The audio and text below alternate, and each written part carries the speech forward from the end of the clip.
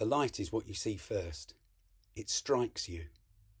Obviously you can't see the light without also seeing what it illuminates, but the three bodies are at first difficult to untangle, whereas the meaning of the light is clear.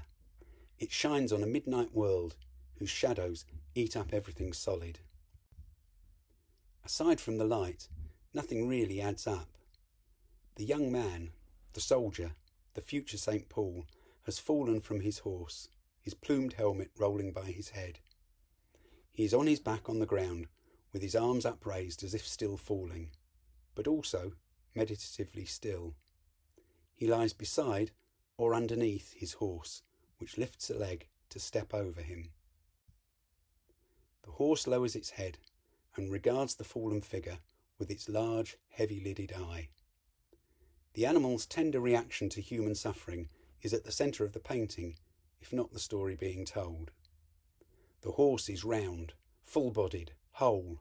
Its form is easily grasped, unlike the angular, fragmentary bodies of the two men, who are pushed by its repleteness to the margins of the scene.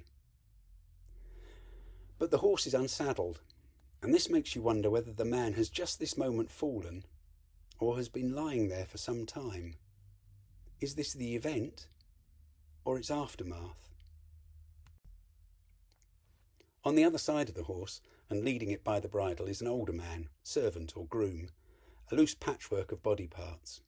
It's difficult to imagine the body that would join all these extremities together. His right arm has to reach an awful long way to find the horse's muzzle, and there's not enough space for his legs where they appear, simultaneously behind and in front of the horse's. The groom's right leg, which ought to be on the far side of the horse, almost treads on the soldier's cloak and catches red reflected light from it.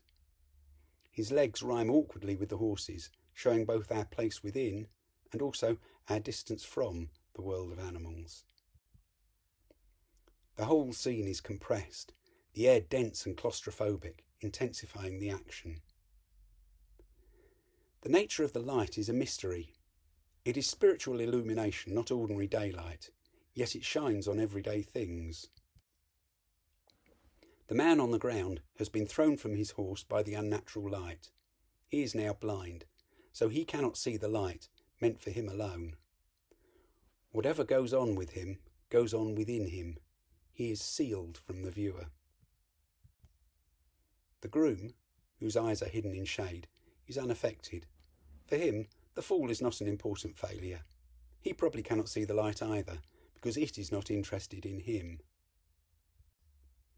This leaves the horse, the one eye in the painting, whose foreleg is the transmitter of the light, hanging above the man like a lightning bolt. The shoulder muscles ripple down to the joint, where the tightly stretched skin is rounded to a ball. From the crook of the elbow, the extensor muscles, whose tops are wrapped in creased brown hide, stretch along the shaft of the radius. Between them, a smudgy brown stroke over grey creates a valley, which forks as it approaches the knee. In the shade beneath, the relaxed flexor muscles bulge at the top where they are knotted to the elbow.